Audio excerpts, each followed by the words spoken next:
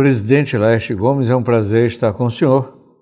O senhor vai dar uma entrevista para o site noticiastudaqui.com. E eu começo perguntando para o senhor, das 3 coisas que o senhor se orgulha de ter feito este ano no parlamento, como deputado e como presidente. Osmar, uma alegria estar aqui. Um abraço a todos os amigos internautas do site Tudo Aqui e poder conceder essa entrevista é uma honra para a gente.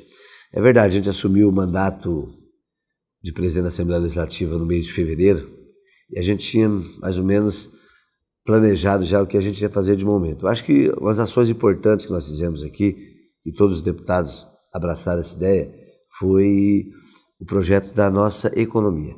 Eu acho que a gente, quando assumiu a gestão, nós cortamos contrato, cortamos despesa, já temos hoje mais de 30 milhões economizados que vamos devolver ao governo do estado no ano que vem para ser aplicados em ações nos municípios, em saúde, em educação.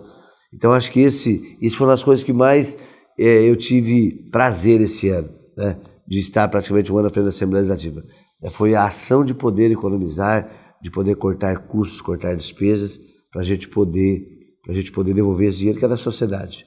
Outra questão que nós também, que eu acho que foi muito importante, nisso foi a construção ao longo dos meses da relação com os poderes, principalmente com o Poder Executivo. Acho que a gente começou um pouco, cada um do seu lado, né? Meio travado, e ao longo dos meses a gente conseguiu se aproximar e dar celeridade às matérias. Eu acho que o aproveitamento da Assembleia esse ano foi muito bom.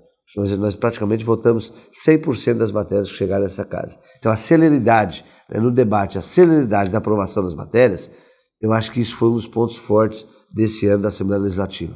E a outra questão, que é pública, e hoje está na boca de todo mundo em Rondônia, é a questão, a coragem que a Assembleia teve. Eu sempre falo que o único órgão, o único poder que teve coragem de encarar a Energisa foi a Assembleia Legislativa.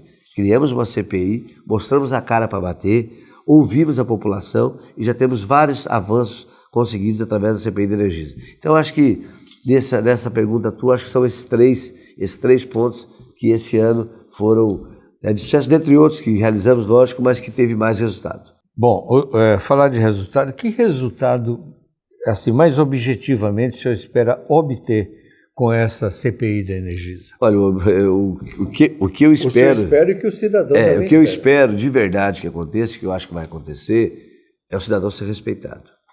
É inadmissível uma empresa dessa que tem uma concessão federal vir ao estado de Rondônia, não cumprir as leis, tratar o cidadão da forma que trata, desrespeitosamente, desdenha do consumidor, obriga o consumidor a humilhações e ninguém fala nada. Então a Assembleia teve isso e agora acho que os resultados já vão vir. Já foram criados um arcabouço de leis que eles vão ter que ser obrigados a cumprir, como por exemplo o projeto de minha autoria, que só pode cortar energia depois de notificado 15 dias após, a questão dos cortes final de semana, a questão das trocas de relógio, tudo isso vai ser feito agora, final do ano, assim que terminar a CPI da Energisa, vai ser feito informativo e mostrar à população os direitos que eles têm.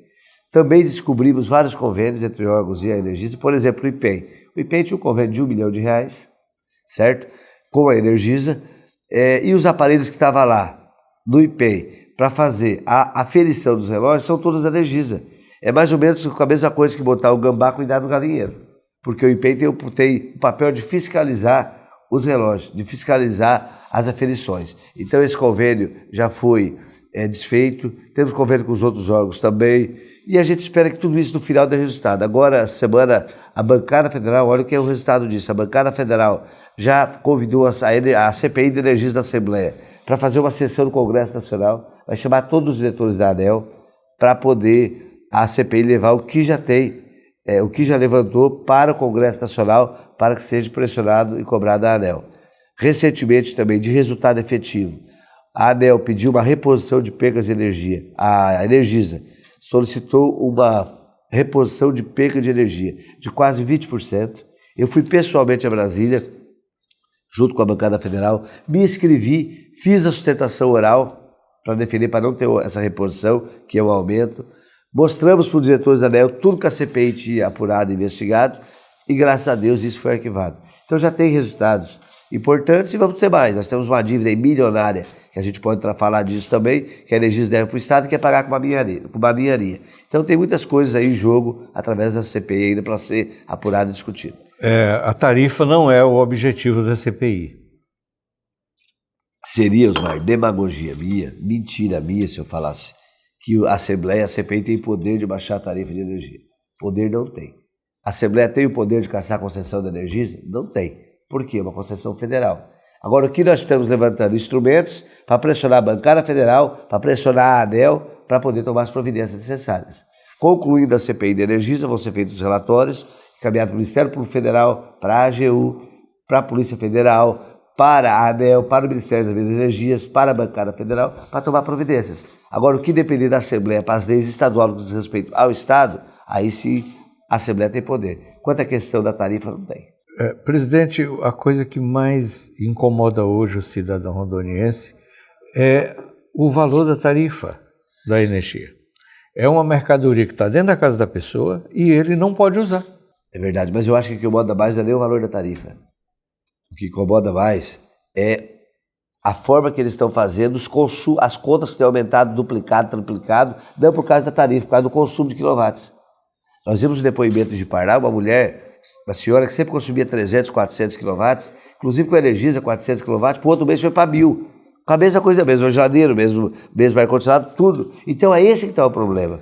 O próprio servidor do IPEI, e não é eu que estou falando aqui, quem falou foi o servidor do IPEI da CPI, sob juramento, que disse que é possível que os relógios da Energisa, esses relógios que estão trocando, sem conversar com o consumidor, chega na casa, troca, pode estar adulterado em até 40%. Então a CPI está investigando isso também. Então essa questão do consumo é muito mais grave do que o preço do quilowatt de energia. Lógico que é caro também, mas só subiu 20%. Mas a maioria das contas dobrou de preço, então não justifica. Então a CPI está apurando isso.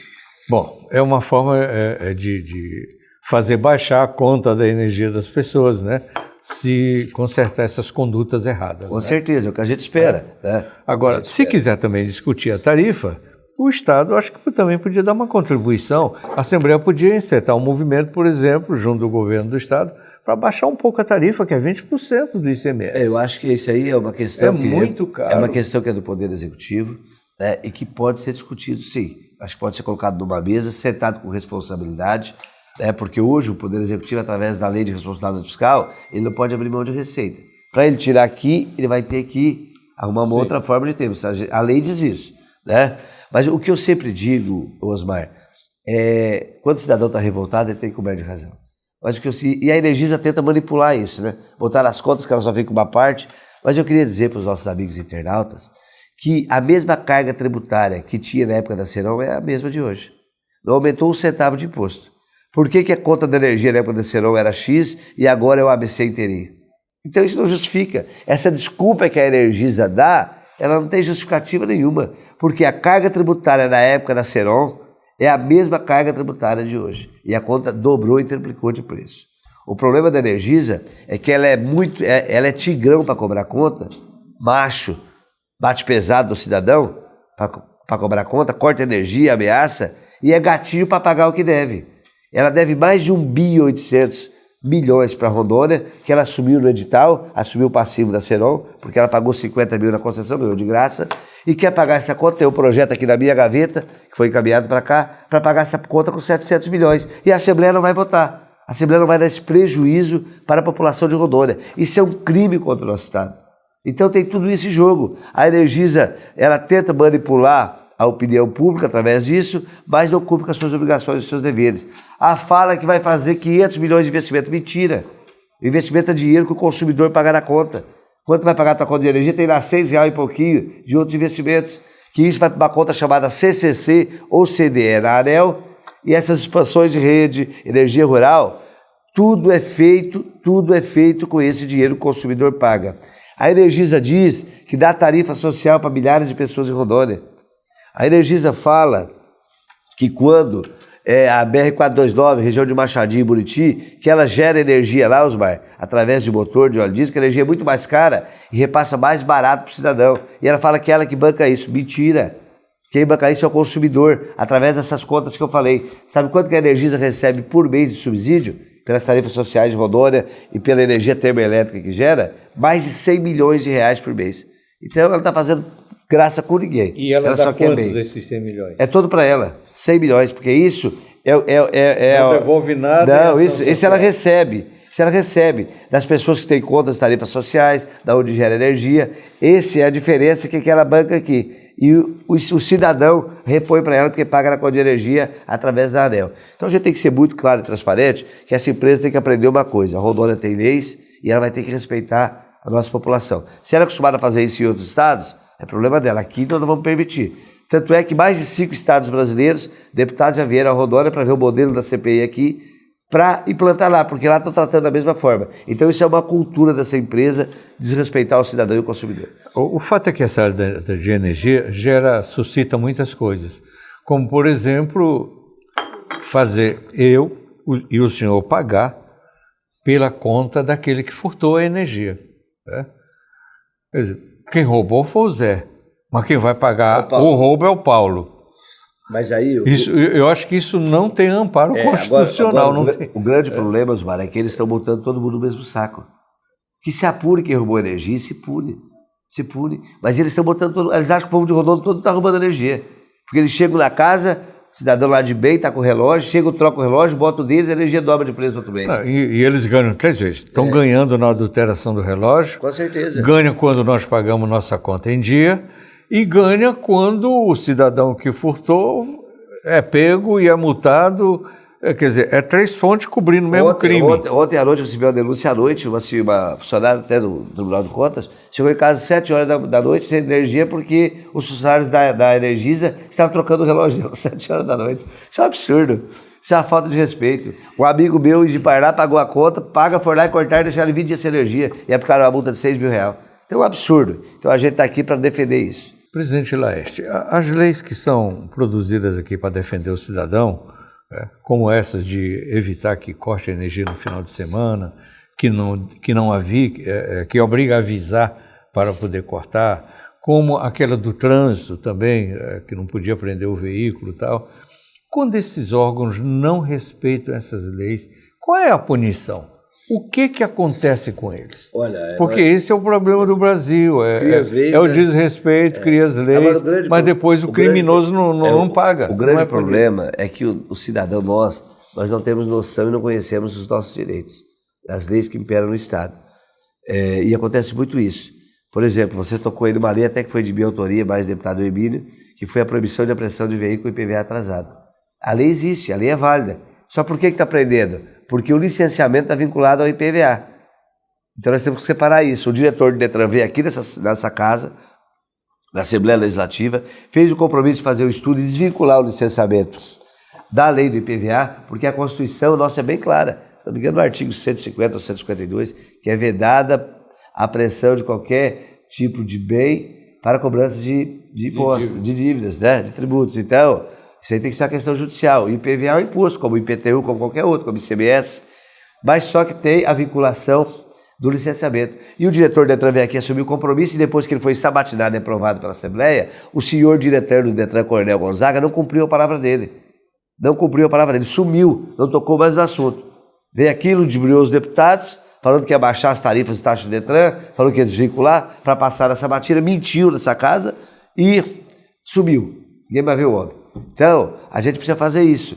Agora, essas leis, tem os órgãos, tem PROCON, tem Ministério Público, tem os órgãos de controle que tem que punir quem não cumpre. E também a Polícia Rodoviária Federal alega que ela só vale nas estradas, nas rodovias estaduais. Na verdade, a Polícia Rodoviária Federal, tudo se vincula ao licenciamento. Como está na Constituição que é vedada a apreensão de bens, tem que cumprir, que é uma cláusula constitucional. Inclusive, em vários estados, essa lei já foi criada e já foi julgada procedente constitucional. Então, assim que a gente desvincular isso, tirar o licenciamento, se o diretor do Detran cumprir a palavra dele, do IPVA, eles vão ter que cumprir tudo. Mas se não cumprir, o que acontece? A lei prevê o quê? Aí tem que usar as penalidades, né? Aí você tem que pegar a lei, estudar a lei, ver as punições, o Ministério Público tem que entrar com ação, Defensoria, PROCON, nós temos órgãos de controle que tem a obrigação e o dever de defender o interesse do cidadão. Presidente, mudando um pouco de tema, saindo desse. Vamos falar agora sobre... Até porque quem cria as leis é o legislativo, né? Mas quem fiscaliza são esses órgãos que eu falei. Pois é.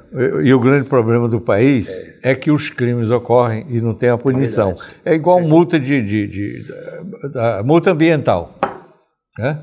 O senhor sabe, o senhor acompanha, esse é um problema também que o Estado enfrenta, é grave, mas nós não temos ninguém preso por multa ambiental. É verdade. Né? E a maioria nem paga.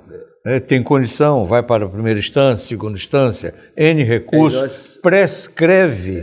E sobre multa ambiental é um problema. Nós precisamos debater isso, ter coragem de debater isso também. Prescreve. Porque nós somos um Estado penalizado. Enquanto São Paulo, Paraná, produz 80%, 90% da sua área territorial, eles amarram nós aqui com 30%, 25% de área aberta. E ainda botam nós como patinho feio do país. Polui o ar a todo dia em São Paulo, nas grandes centros, e querem que nós cuidemos dele sem receber nada. Então essa questão de ambiental tem que ser muito bem discutida. Quer mato em pé, quer floresta, quer reserva, eles têm que pagar. Eles têm que pagar porque eles estão atrapalhando o nosso movimento, enquanto eles estão crescendo. Isso é uma guerra comercial por trás de tudo isso, né? Então isso precisa ser muito discutido. Eu acho que isso precisa ter um grande debate no Brasil. Vamos manter as florestas de pé? Vamos. Mas o Estado tem que receber, o cidadão lá na ponta tem que receber. Eu sempre falo, quer botar fiscal ambiental para ninguém derrubar mais nada? É muito fácil. Valoriza o produtor rural, paga para ele, cria projetos para ele produzir mais na sua área que já está aberta. Incentiva, né? Cria programas de subsídios para esse produtor. Não adianta ficar enchendo o ONG de dinheiro aí, que isso não vira nada. Quem quer a mata em pé e quem quer cuidar e preservar é o produtor rural. Agora ele precisa receber para isso. Na verdade, nos crimes ambientais, a única punição que tem é o equipamento dele que é queimado ali na hora. Covardemente, né? Covardemente. Que é uma situação... Aí eu concordo com você. Quando é roubo, é a única punição quando é roubo de madeira e áreas de reserva, e áreas indígenas, aí tudo bem. Aí tem que ter uma punição dura. Só que não adianta ir lá queimar o caminhão do cara. Aprende lá, dá para a prefeitura, dá para o Estado, para poder aquilo lá ajudar o cidadão, ajudar a população. Dá um fim social para aquilo, né? Presidente, discute-se muito agora a questão do Pacto Federativo, né? A nível de Brasil, a relação dos poderes, aqui e acolá está se esgarçando, aí baixa a bola, ajusta. Eu pergunto para o senhor, no âmbito do Estado de Rondônia, como é que está a relação entre os poderes? Olha, acho que está muito boa, acho que tem cada um com a sua independência, que isso é constitucional também, né? Está na nossa Constituição, os poderes são independentes, mas porém tem que ser harmônicos, né? Então é como uma casa, é como uma casa da gente. Quando a gente briga, pai, filho, mulher, fica brigando, a família vai para a lona. Assim é o Estado, nós temos que ter responsabilidade com o Estado. Então hoje o diálogo é de respeito com o governador Marcos Rocha, é um diálogo de muita aproximação a gente tem hoje, uma aproximação muito grande. Estamos todos num pensamento só que é trabalhar pelo Estado. Logicamente que há um ponto aqui, um ponto acolá, que há uma divergência, mas é discutido com respeito, é debatido. O governo tem nos ouvido, a gente tem ouvido o governo. Não é diferente do Ministério Público, Tribunal de Justiça, Tribunal de Contas, mas está todo mundo em harmonia trabalhando pelo Estado. E a gente espera que isso tudo agora, que o governo do Estado está fazendo o seu orçamento nesse ano, esse ano ele trabalhou com o orçamento do ano passado, está preparando o seu planejamento, a gente espera que as coisas possam deslanchar a partir do ano que vem. Por que não deslancharam? Eu acho que esse ano foi o ano de semear. Né? Eu acho que foi o ano de semear. Foi o ano de ajustar a máquina. O Estado tinha algumas armadilhas, né, que ao longo de décadas, que a gente precisa se atentar a elas. A dívida do Beron está sendo paga. O problema do Iperon, que é gravíssimo. O problema de precatório, que é gravíssimo. A transposição que precisa avançar. A União não quer assumir isso, né, fica enrolando. Então tem muitos problemas, muitos gargalos que tem que ser enfrentados. E esse ano acho que foi trabalhado muito isso. Algumas coisas já aconteceram, lógico, de bem, o governador fez algumas coisas boas, outras precisam melhorar e muito, a gente sabe disso, é consciente, mas eu estou muito esperançoso com 2020, que a gente possa de verdade deslanchar. Presidente, o que aconteceu com o Iperon? O Iperon passou por um ajuste, por uma reforma há poucos anos. O Iperon, ao longo das décadas, o problema do Iperon está lá atrás. Né? Aumentou a arrecadação, aumentou a taxa de contribuição dos aposentados. Tribunal de Justiça, Ministério Público, Assembleia Legislativa, Poder Executivo, Tribunal de Contas. Há 15, 20 anos atrás ninguém pagava. E a conta chegou. A conta chegou porque os funcionários estão aposentando agora. Né? Então vai ter que fazer uma outra reforma da Previdência no Estado? Então, o que isso acontece? Nós temos um déficit. Né? Existem dois fundos, um dos funcionários mais novos, se não me engano é 2008, 2010, esse é saudável. Mas existe o fundo dos funcionários antigos que é problema, porque lá atrás não contribuiu. Né? Não tinha lei de responsabilidade fiscal, ninguém contribuía nada. Então agora o Estado vai ter que aportar. Quem tem que aportar é o Estado. Inclusive, a Assembleia também, acho que tem dívida com o Iperon. Tem, mas a gente O senhor está conseguindo equalizar já? Pagando em dia, os parcelamentos, nós estamos em dia. Todos os poderes hoje estão em dias. Nós temos agora uma lei que foi votada, esse novo pactuação federativa que foi votado no pré-sal, esse dinheiro todo, através de lei que o Congresso fez, que o Estado tem direito, já vai direto para o Iperon, já vai dar uma aliviada. Nós temos outros mecanismos aí que todo mundo vai ajudar para colocar no fundo do Iperon, para não ter problema, porque senão nós vamos ser o novo Rio Grande do Sul. Aí o Estado vai ter que pagar um ativo para o inativo. Aí não tem Estado que aguente. Então eu acho que isso sendo feito, eu acho que a gente avança na questão do Iperon. Quanto à questão de contribuição, a gente precisa ver, foi votada agora a reforma da Previdência, é 14%. Nós já fizemos aqui em Rondônia, 2, 3 anos atrás, nós somos pioneiros nisso no Brasil, e elevamos o índice a 13,5%. Agora, o que nós vamos ter que discutir? Se é necessário seguir a lei federal ou se pode continuar os 13,5%. No meu entendimento, eu não tenho conhecimento, mas eu gostaria que continuasse da forma que está. Até porque a diferença em relação ao governo federal, que foi feito lá, é pequena. Pequena, muito pequena. Né? Talvez outros mecanismos possam resolver esse assunto. certeza.